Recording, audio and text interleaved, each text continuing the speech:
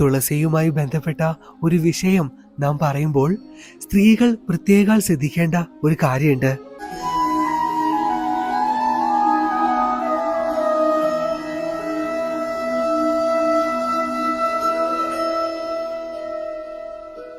നമസ്കാരം, ഹരേ കൃഷ്ണ.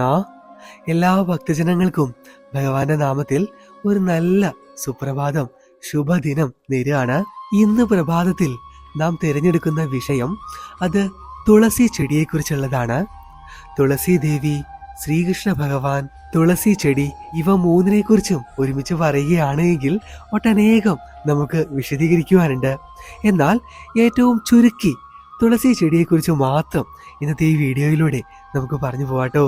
ഒരു തുളസി ചെടിയെങ്കിലും വളർത്താത്ത ഹിന്ദു ഭവനങ്ങൾ ഉണ്ടാകാറില്ല എന്ന് വേണമെങ്കിൽ നമുക്ക് പറയാം. ജോലിയുടെ ഭാഗമായി ഫ്ലാറ്റുകളിലേക്കും വിദേശ രാജ്യങ്ങളിലേക്ക് പോലും വിശ്വാസങ്ങൾ മുറുകെ പിടിക്കുവാൻ തുളസിയെയും ഒപ്പം നാം കൂട്ടാറുണ്ട്. ശരിക്കും പറഞ്ഞാൽ ഔഷധ മഹാത്മ്യമുള്ള ഒരു രോഗനാശിനിയായ ചെടി എന്നതിലുപരി തുളസി വിശ്വാസത്തിന്റെ, ഐതിഹ്യത്തിന്റെ ഭാഗമാണ്. പുരാണങ്ങളിൽ തുളസി മഹാത്മ്യത്തെക്കുറിച്ചുള്ള കഥകൾ ധാരാളം ഉണ്ട്. ദൈവിക പരിവേഷം തന്നെയാണ് തുളസിക്ക് കൽപ്പിച്ചിട്ടുള്ളത്.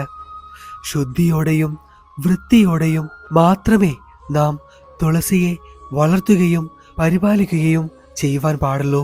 തുളസി തറയിൽ വിളക്ക് വെച്ച് പ്രദക്ഷിണം ചെയ്യുന്നത് സുഖഫലങ്ങൾ നൽകുമെന്ന് ഭക്തജനങ്ങൾ നാളിതുവരെയുമായും വിശ്വസിച്ചു പോരുന്നു. ശരിക്കും ഒരു തുളസി തണ്ടിനെ 3 ദേവഗണങ്ങളായി നമുക്ക് കണക്കാക്കാം. തുളസിയുടെ അഗ്രത്തിൽ ബ്രഹ്മാവും, അടിയിൽ ശങ്കരനും, മധ്യത്തിൽ മഹാവിഷ്ണുവും സ്ഥിതി ചെയ്യുന്നു എന്നാണ് ഐതിഹ്യം, അല്ലെങ്കിൽ വിശ്വാസം. തുളസിയുമായി ബന്ധപ്പെട്ട ഒരു വിഷയം നാം പറയുമ്പോൾ സ്ത്രീകൾ പ്രത്യേകം ശ്രദ്ധിക്കേണ്ട ഒരു കാര്യമുണ്ട്. ദീർഘസുമംഗലിയായി ജീവിക്കുവാൻ തുളസി പൂജ സഹായിക്കുമെന്നാണ് വിശ്വാസം. തുളസി ഇലയിട്ട വെള്ളം ഗംഗാതീർത്ഥം പോലെ പവിത്രമാണെന്ന് കരുതപ്പെടുന്നു. തുളസിക്ക് മറ്റൊരു പേരുള്ള കാര്യം എത്ര ഭക്തജനങ്ങൾക്കറിയാം? തുളസി മഹാവിഷ്ണുവിനെ ആരാധിച്ചിരുന്നതിനാൽ വിഷ്ണുപ്രിയ എന്നും പേരുണ്ട്. സാക്ഷാൽ നമ്മുടെ എല്ലാം പ്രിയപ്പെട്ട ശ്രീകൃഷ്ണ ഭഗവാനെ പൂജിക്കുന്നതിന് സമാനമാണ് തുളസിയെ പൂജിക്കുന്നത് എന്നും പുരാണ കഥകൾ നമ്മെ പഠിപ്പിക്കുന്നു. 12 ആദിത്യന്മാർ, 11 രുദ്രന്മാർ, അഷ്ടവസ്തുക്കൾ, അശ്വനി ദേവന്മാർ എന്നിവർ തുളസിയിൽ വസിക്കുന്നു എന്നാണ് വിശ്വാസം.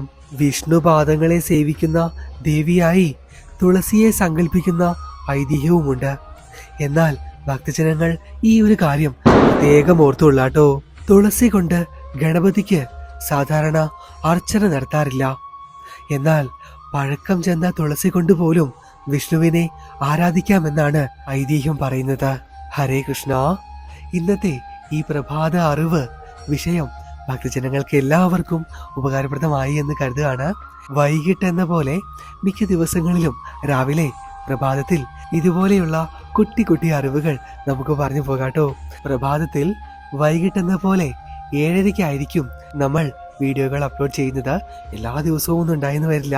സമയം കിട്ടുന്ന പോലെ ചെറിയ ചെറിയ വിഷയങ്ങൾ പ്രഭാതത്തിലും നമുക്ക് പറഞ്ഞു പോകാം. ഞങ്ങളുടെ പ്രിയപ്പെട്ട എല്ലാ ഭക്തജനങ്ങൾക്കും നല്ലൊരു ശുഭദിനം ഈ വേളയിൽ ഭഗവാന്റെ നാമത്തിൽ നേരുന്നു. കാണാം, പാക്കലാം. നന്ദി, നമസ്കാരം.